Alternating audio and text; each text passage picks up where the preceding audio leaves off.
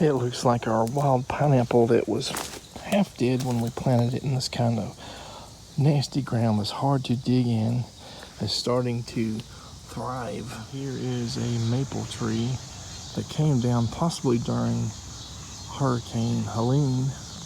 Actually, it's not the whole tree. It snapped off here, so there's like two or three main trunks. This was like almost half of the tree come down, and this happens even without hurricanes because red maples seem to get disease like crazy here. That's going to be more material for raised beds or whatever. Like last season we had a bunch come down, and it's already like starting to looks like dry out and stuff, so a lot of that could be easier to move without a chainsaw cutting everything up. Mosquitoes are horrible out here again. It's sprinkling. This is our kind of sorry and sad looking trifoliate orange that we kind of rescued from a wet, super shady area. It's putting on growth, so it may actually do something. You know, citrus greening, HLB or whatever, is a major disease which may just make these nothing. You know, these have very little uses other than rootstock. Some people might make marmalade and stuff with them, but they're kind of don't taste the best with, like, you know, and lemon tea and stuff like that. But just in case, maybe we'll have something. And once these guys start producing fruits, they seedlings everywhere, so you got rootstock for something later if these guys survive. Let's take a look at our grafted pecan tree. Remember, it took a long time to even bud out, so even though it's not looking great, it's looking like 100 times better than it did before. We probably need to clear out the weeds, you know, or at least maybe even wait till a frost knocks them out and then start mulching around it so it can get all the nutrients from the mulch and fertilizer and stuff, and all these dewberries and dog fennel and everything else here isn't just taking all of its nutrients. We need this guy to grow pretty fast if we can get it to. This tree's been here for a couple years and it's super rotten, so we could probably just break this with our arms, just pulling it, tugging it, knocking it into the ground, and make a border for that pecan tree right there. So yeah, it's probably not even 10 foot away from it, and there's probably 30 or 40 foot worth of material right there. We're still in wetland zone 1, and here's a surinam cherry. I think we planted last season. It's probably about 2.5, 3 foot in the air. It's got 2 little trunks there, and it survived the winter pretty much unprotected. Here's that Himalayan or Pakistan that's grafted mulberry. It's got a lot of black spots on it, so I don't know why it's looking like that. We'll see how it does. I'm kept the rootstock here growing too. I'll probably do it for one more season, and just to, you know, these kind of mother the grafts, I guess. But yeah, let's hope it looks better next year, because we might lose this if it doesn't. I want to say the rootstock fruit had pretty good fruit on it as well. I don't know if that's Illinois Everbearing or 6th Street or just a random seedling he used. We may have to start doing like post-mycorrhizal beds around a lot of things that don't look great to try to get them to lift up out of the soil slightly. If there's root density or too much wet, just, you know, raise it, man. You know, mulberries, most of them root fairly easily, so if you raise that up, the root should easily come up higher. We need to make several from the ground up age raised wood chip, you know, alternative beds. But, you know, season 3 may be a lot about post mycorrhizal beds, you know, just trying to get everything happier, give it that mulch layer to try to prevent some of the weeds from, you know, whatever, giving it that extra moisture, giving those plants that extra nutrients from the fertilizer or from the mulch and leaves and stuff that are decomposing and composting down.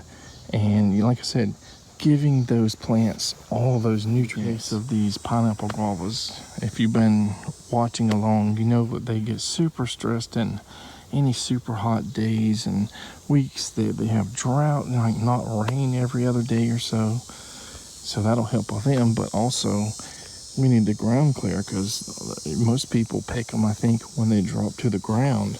And if we got too many weeds here, we won't even be able to see a lot of them. What are we gonna do with this hugelcultur slash raised like hybrid bed that we built years ago? What, 10 years ago? I can't remember exactly. Maybe a little longer. It's a lot more shady than it was.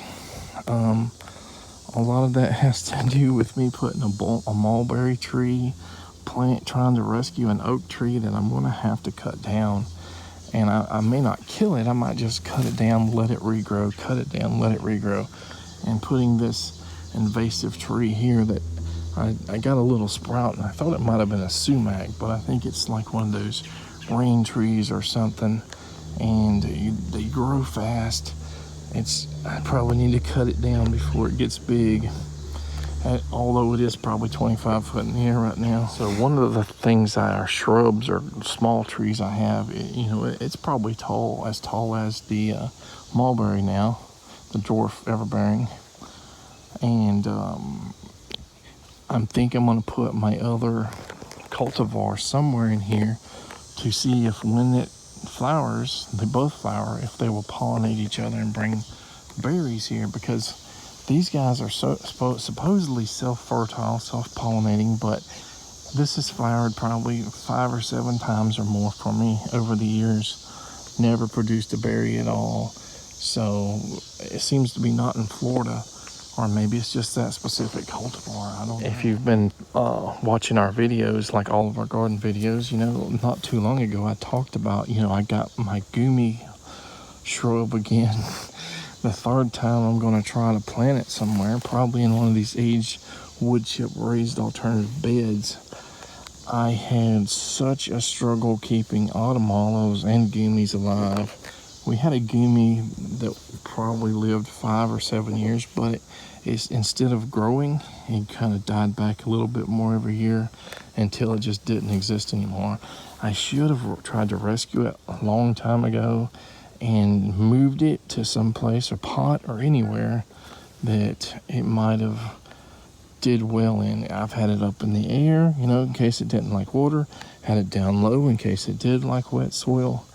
We've had fruit once or twice, but they died. I tried to root them, never had luck rooting them. I tried to root autumn olives a ton of times, and that's the only one I ever got to root. We had one in the ground, and I don't think it was doing that well, and it eventually did die a year or 2 after I got this guy here rooted. So I asked the nursery that was doing the gumis what the trick was, and what he showed me was he gets about 30 cuttings in a circle, puts it in a pot. Somewhere between like 1 and 4 seem to root, start leafing out and doing well. So it's a numbers game. All the other ones die. So, that probably makes sense, because I've planted out probably 10 or so. I got 1 to survive. I guess it's time to christen this other raised bed with the jackfruit in it and the mountain soursop with guinea pig. Not a perfect dump, but this has got aspen, it's got hay, it's got guinea pig pee, poop, maybe some of the feed that they don't eat. And I didn't spread this around perfectly, which I may go and do, but this is, we're trying to get this bed, which doesn't really have a lot of material in it yet, to start heating up. So worms, black soldier fly larvae, possibly earwigs, and a variety of other things will be coming in here, working those wood chips and all with that pee and poop in it, and just start heating up the soil. So much microbial activity, it will just heat up the soil, and hopefully give it some protection in the winter. Like I said, we have to have more stuff in here for everything to break down and eat. But let's cross our fingers and hope everything survives. If everything does well, maybe we will put the Barbados cherry in, come spring of 2025. So this is day 2 working on this video. I've kind of forgot what I went over. But we are in an area here where I planted the, what do you call that, tangelo there, that's supposed to be, sugar bell tangelo, that's supposed to be tolerant, if not resistant, to HLB citrus greening. And we've had a pile here of like limbs for years off and on, where these Biden's alba and some goldenrods are growing here. And I thought, well, should I put my banana circle there? But I have at least 2 plants in this area, figs and that guy there, that I do not want to be overtaken. And because of so much plant material that's been piled over there over the years, I don't think it'd be wise to, it'd be just such a big job to move all that stuff and dig a pit there. So I think maybe putting an avocado here and doing another aged raised wood chip alternative bed here would be nice. And this stuff is already pre-aged, a lot of it, so there should be a lot of that mycorrhizal fungi, earthworms, and stuff already ready here. We just need to probably compress it down, move any big things that are out of the way, add some compost soil, magic soil, whatever we can, do some nutrient drenches and stuff. And I'm considering this my little island. Now, this isn't a super wet area, but there is a dip here, and this area does get flooded. So even though it's only maybe 12-15 feet from that raised aged wood chip alternative bed number 1 and 2, 20-25 foot from bed 2, this is the lowest part of this specific lot here. This isn't wetlands zone 1 or zone 2 or anything like that. But between what's here, we need to get some of the weeds. And of course, these weeds are going to be chopped, and some of them. I don't think we're going to get rid of all the Bidens, because these are for pollinators and stuff too. We need to get in the middle of the pile, figure out the perfect spot to raise a bed around. And here's the thing too. My stink water's here. And all this stuff here, I've thrown here for the last year or so. So this could be multiple trees here over time. This island could be like a raised bed island. I mean, you can't really see what's under here because so much of the weed growth. But there's a lot of new growth here. So this either can be a big giant bed or two big beds. I don't know yet. This side is new, fairly new stuff, a year old or less, maybe a year and a half in some cases. But over there could be stuff that's 8 or 10 years old. So over there is going to be the most mature, ready to be planted in. As soon as we can make sure we have soil or something soft to plant roots. Not far from that area in raised bed 1 and 2. We already was starting to work on a bed here for season 2. Again, most of the carbon and stuff is down there low, and weeds sort of grew over it, but I've still been piling sticks and weeds and stuff on here too. So this is where a fantastic avocado is, and there's a little persimmon tree which is kind of close to here, and this juniper is probably going to be an issue with shade, but we might do something with that or move all that stuff somewhere else. We could possibly do a banana circle here. It's not full sun, but it would probably get 4 or 6 hours of sun. I would just hope that everything doesn't lean in that direction, because right under it to the west are pecan trees and a maple and stuff. We also have an Asian persimmon there, and that was supposed to be an Asian persimmon over there, but it looks like it's American persimmon. Bananas possibly would just grow too fast when these guys don't have growth on them. Then again, I don't know. Maybe that's a bad idea. Maybe the bananas would shade that out. You guys are here while I'm looking around and while I'm coming up with ideas. So you get to kind of see my thought process, as I'm coming up with ideas. Of course, I got to upload this video and I got to finish it. But yeah, I mean, other than me, maybe Natalie That's, you guys are the first. Taking a look at this Deanna fig now.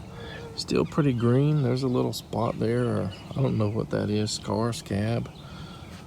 I don't know when it's gonna be ripe, or if it's gonna go to full maturity before it falls off or something. These goldenrods here are sure growing this way a lot. I wonder if it has to do with the storms too, pushing them down some. But I've never seen them grow that much of an angle to the west before. I still see no sign of any female flowers on my squash, pumpkin, zucchini, whatever, cross that has opened up. They're all male still. That doesn't mean it won't produce some or you know, mature or get close to maturity before freeze comes. You know, these are what, like 120 day, you know, plant in 120 days or something. You possibly get pumpkins, but these guys take some pretty good cold before they die or anything. But I'm just seeing the female flowers, just look at that. They're not even getting past forming, you know, they're not opening, they're like getting brown. But if they do, you know, produce something and have a good month and a half or two to grow before a hard frost gets them, they'll, you know, you can supposedly just take them whenever and they'll cure them for a while and they'll get good. So you don't have to wait till the stem or whatever withers, or at least that's what I'm told. But I would kind of wonder if maybe there's some disease or something on it from the second year of growing it here that's preventing the female flowers from forming fully. We'll just have to wait and see, I guess. Twisted and gnarled cactus that somebody rooted for me. I'm gonna have to cut those top two off because it's like coming out of the pot, and we want to keep that rooted one well while we try to root these other pads. So that's our backup right there. And there it is. And there's a reason I'm holding this paper on it, despite being thornless. It has those, what do you call them, glycoids or whatever, those micro needles that'll really get you bad. We'll put this in a dry place to callus that cut over for a few days, and then maybe try to either root it in the ground or in another plot. Like our jackfruit here is a little stressed out from the transplant. Let's hope it recovers. I was briefly out here at Wetland Zone 1 and I just gandered over. Look at there, we got these swamp sunflowers in full bloom here. Seen them about 50 foot away or more. Ain't they pretty? Now before we end this video, which is, I don't know how long it is. This is like the third plus time going out and videoing. We had such a small amount of giant fuyu persimmons here. And I'm wondering if that bottlebrush tree is just shading it out too much. So I think we're gonna do probably a third to maybe 60 or 70% of it. At least the ones that are sort of shading out the persimmons there. And just cut those little trunks there. Leave this side up. And it'll still have plenty of things to bring in the pollinators and the bees and stuff. But that gives us more material for beds. And lastly, so we made, basically we called a big old long L shape Wetland Zone 1. So the goats ran from here all the way back, and then we had goats here, a buck pen over there, but we didn't include that buck pen as wetlands. But this is where it L's off.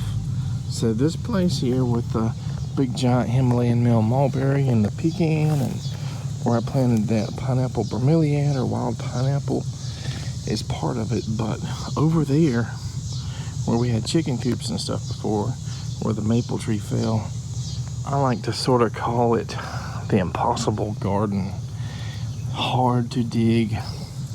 We've planted a couple things, some citrus, like a really rare citrus tree, Tangelo in there, didn't make it. We planted a pecan tree in there, didn't make it, but very hard to dig. So when we start working on this, if we do, we're going to have to do raised beds, you know, and we got all the material, we just don't have the time and energy. So maybe in season 3, possibly season 4, we can start breaking this impossible bed and trying to use it for something.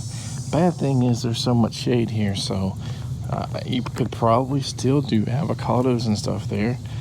You could probably do a few other things, maybe some pineapples, maybe asparagus, possibly some more of those strawberry, lemon, Cattleya guavas, possibly some Surinam cherries, maybe cherry of Rio Grande, maybe. I don't know if, you know, we might even could just put a big banana circle in the sunniest spot there and hope that, you know, eventually all these red maples are going to get diseased and fall down without killing our crops.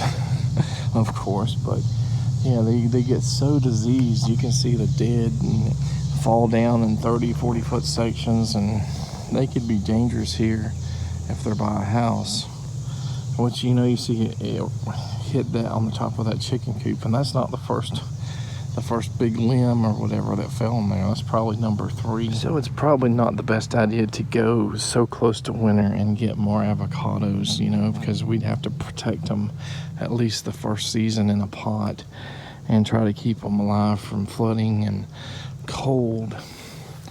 But maybe after the last thread of frost, you know, on the end of this winter, whenever that is, potentially, it would be a better idea to get them then, so we could possibly plant them out before the end of the season. And when it's shady over there, maybe these guys will not have that stress of that they had in raised bed number 1 and 2 from so much sun and drought. You know, that sun just baked both of the plants there. And if we can either finish most of the raised beds at the end of the season, season 2, or the very beginning of season 3, we can focus on doing the post-mycorrhizal beds for any plants that, like the pineapple guavas here, have so many weeds around them. They need better water retention and protection. You know, they need that mycorrhizal fungi, but also like other pawpaws and anything else that is struggling. We want to have that mulch around it from the post-mycorrhizal beds. That's about it for this video. I was told yesterday that we had some kind of major storm coming again. It's either, the lady told me today, it was either going to be a low hurricane or a really bad tropical storm with major flooding predicted. So we just got through Helene. A lot of states in the Carolinas, I think Georgia, parts of Florida were flooded like crazy. And Cedar Key already had 2 or 3 storms in the last 13 or so months, or 14 months. And this is just what I guess they need, right?